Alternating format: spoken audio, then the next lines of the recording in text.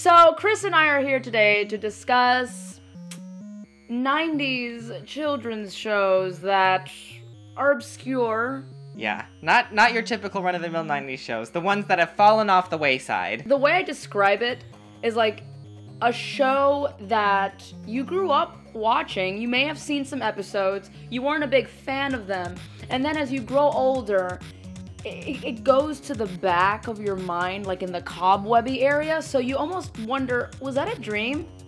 Like when you start thinking about the theme song or a particular character. See, the way I would describe it is that you ask a lot of people if they've seen that show before, and you find one person or just no people at all that have watched it, and you kind of think like you might be my soulmate because you are the only other person that has watched this show. So basically what's gonna happen now is that Chris is going to introduce me to a show that I have never heard of in my life. And apparently it has some sort of following, but care to tell me what that is? Yeah, so we were having lunch, and I was describing to her like a really nerdy show, and I was surprised that she didn't know what it was. So this show is called Tanko and the Guardians of the Magic. This is one of... The name sounds amazing. I don't know how I didn't catch this show ever. Say it again, please. Tanko and the Guardians of the Magic. So the way that I'm pitching it to you is that this is one of the probably first shows in America, like not an anime, that has like a strong Asian female character before Mulan. It's before Mulan, and because her name is Tanko, that's a Japanese name. Tanko's a chick? Yeah. That's amazing! Yeah. Okay. Right? This show is inspired by a real Japanese, like, lady magician, whose name is Tanko. Okay. Yes. And they decided to make a show about her having, like, actual powers that come from gems. Every kind of gem that you can think of, like, you know, diamond, sapphire, emerald, rose quartz, like, all of these gems, they all have, like, a particular power, and they're all supposed to have, like, some form of, like, spirit animal associated with when she uses them. Apparently nobody else can use spirit animals except her. The reason why I watched this show is because I really like Sailor Moon, and I like watching, like, women being powerful. Yes. Yeah, that's awesome. Yeah, she has her own posse of guys. What channel did this air on? Well, for me it was Channel 13. I don't know what it was. Or like network, or just not... This... I don't remember. The plot sounds amazing. The fact that it's like this cool chick just leading all these dudes. Magical gems are involved. Like, what? How did I not watch this show? I'm so disappointed. I want to time travel now. Okay. The Starfire Amber. It holds the power of fire. Let's just take the box and go. Here, sample the magic and enjoy the power of the hypnotic ruby stone.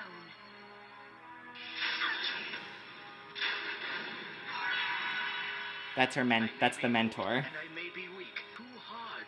Starfire! This bitch does not mess around. This is insane.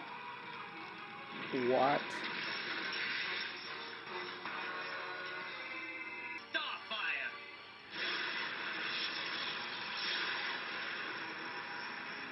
Is that their primary gem? Yeah. Like, she's like the special main character that she switches between gems. Everybody else, they have their own gem. Okay. Let the magic begin!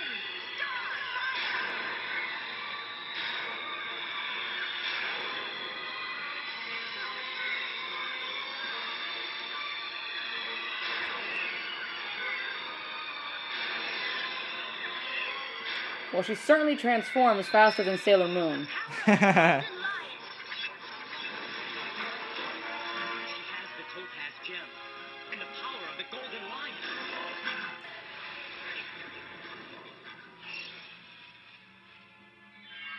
You think that was Looks like Mufasa?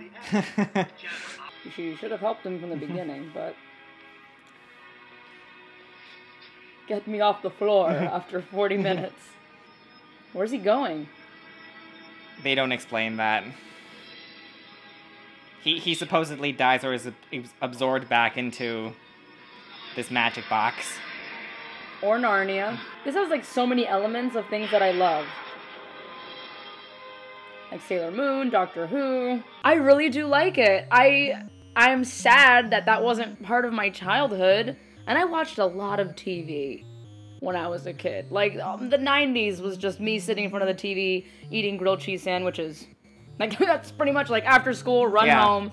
That's what I did, and I don't know why that never came across my vision balls as a youngin'. Are all the episodes on YouTube? I don't know if all of them are on YouTube. Like see, the thing is that you need to be prepared for the fact that like this season, unfortunately, that like it only had one season. One. And so it obviously couldn't finish the story at all. No. So I was heartbroken too when I found out that there weren't any more episodes because it left out a really good part. What I'm gonna show you. Yes. I highly doubt you're going to be requesting if there's more to see. Okay. Just pitch it to me. See, like you were more passionate about your show and you knew so much about it. This was one of those shows that I have no idea why I even watched it or gave it the time of day. I didn't watch it a lot. It wasn't like I was like, ooh, you know, I have to like run home from school to watch this. Maybe it was when I was sick. You know when you just watch weird shit. Oh, when you're totally. sick? Like The Price is Right. Not that that's weird, but I think The Price is Right is a show most people watched when they were home early from school because they were sick. And nothing else good was showing. Nope. They were these bizarre looking puppets. Right. And the name of the show always made me crave tater tots. That's a little bit fucked up. Why? Because it's talking about tots. And like you're thinking about eating a tot. I didn't realize that that's what the... Tiny tots. Yeah, but if you look at them though, they're not tots. They're like older things, and I guess I thought it was just a name for them. I wasn't thinking toddler. So no, I don't want to eat toddlers. I'm not that evil. So yeah, so I'm gonna show you this. Again, don't expect for your bloomers to like escape your body from excitement. Okay. I'm gonna show you the intro. Okay. The intro that haunted me for years. Okay, first of all, that looks like a penis.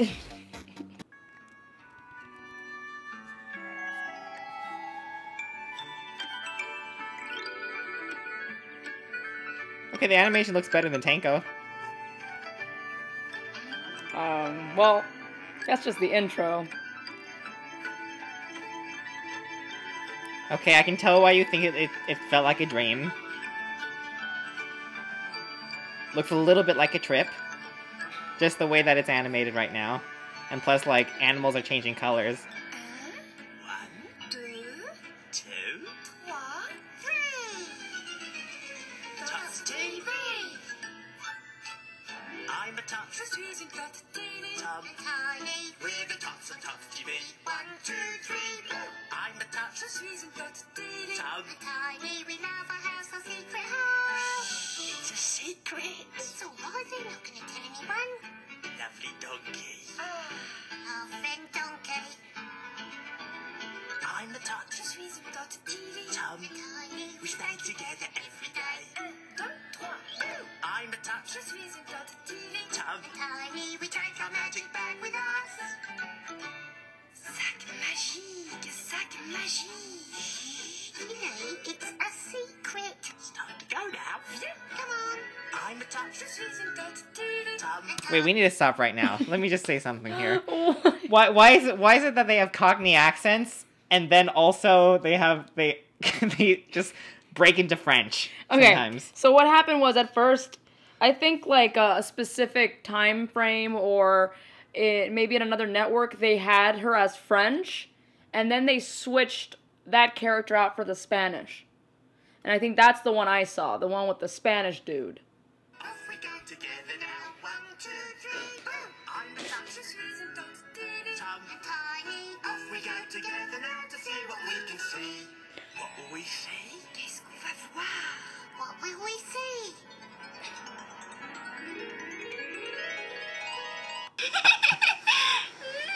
Yum, yum, yum. Oh, what is that? Hey, Tots. Now we can eat our dinner in the sky.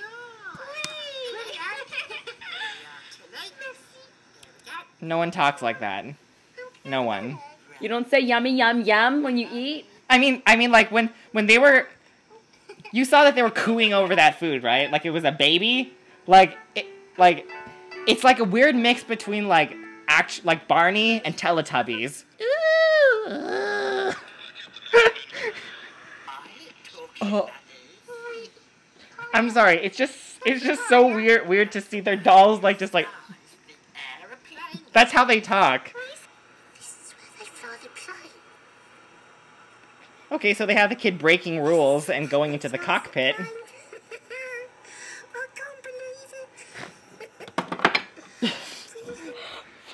I can barely understand what this kid is saying. This is supposed to be a children's show.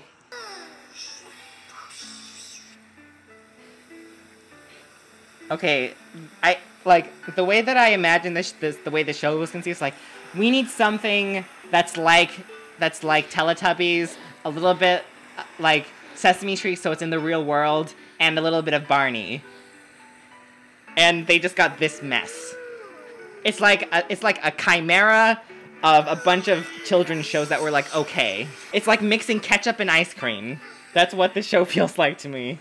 If you are gonna have puppets, like being the star of your shows, like Muppets or like Sesame Street, don't make them look so much like people.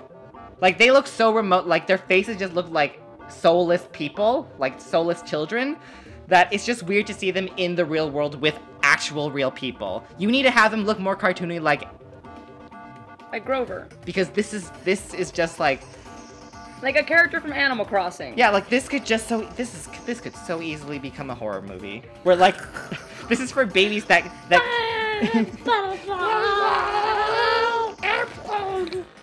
So guys, thanks so much for watching. Please like, share, and subscribe this video. I love aggressive comics and I love watching the Geekgasm show. That's why I'm here.